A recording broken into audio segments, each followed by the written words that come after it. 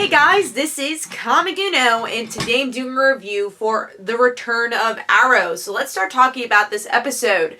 So here we get to see the return of Laurel Lance, who's not really Laurel Lance of our universe. We find out very quickly that it is Black Siren, and it seems like a lot of people have different opinions on Black Siren kind of coming into their lives. Oliver, still feeling guilty about Laurel's death, wants to pretty much convert this Black Siren to be a good person. And by the end, Oliver learns that Black Siren is not the same Laurel he knew. And Felicity kind of knows that, but at the same time is dealing with her own grief of losing her boyfriend and not really knowing how to deal with these emotions because she kind of feels numb after losing so many friends and seeing friends return. And then a bit of a B and C story is Diggle dealing with his stuff, going to jail and trying to get out of it. Pretty much that's his story. And then another story with Mr. Terrific and Wild Dog,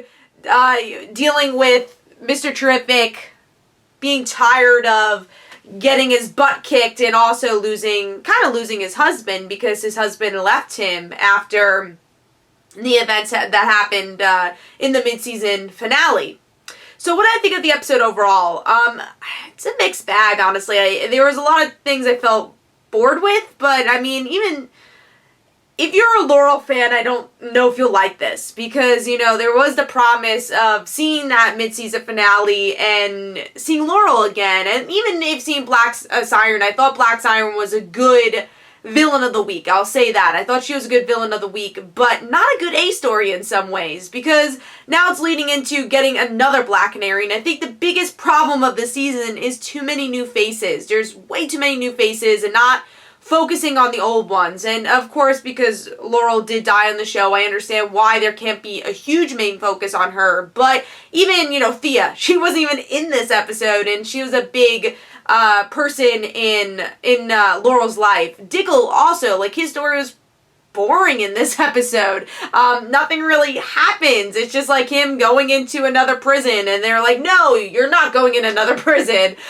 So it's just way too many new characters. So to introduce another Black Canary, I don't know. I mean, I like the idea of legacy, but I don't think this was the right time to introduce another Black Canary. And if so, it should be a character we know already, even though it does seem like this character is very similar to the Dinah Lance that we know from the comics, kind of, a tough exterior, so I like that they're trying to go more towards the comics, which is cool, but introduce this character now and make her Black Canary like in a year. That's the way that I like that Arrow's been doing. They did it with Spartan, they did it with Speedy. Every single character before this season took a while before they went and became superheroes, and that's why I'm feeling such less weight in this season and in this episode too, is that all these characters are superheroes kind of out of the blue, and they're not really building up these characters right. And that's my worry for this new Black Canary, is like, we don't know this character. They should build her up before we say let's get another Black Canary. That's been the big fault here with the new recruits, and why I felt bored with the new recruits once again. But honestly, the reason I felt bored with that story is because I thought it was shoot in. It's just like they needed another story. So they're like, Curtis should feel this, you know, Curtis should deal with this. And I wish they dealt with his story more with his husband. I kind of wish it was more about him and his husband either dealing with things or not dealing with it. I think that would have been a stronger story for Curtis than, oh no, I get punched a lot. Especially because we just had that story with Wynn this week with Supergirl.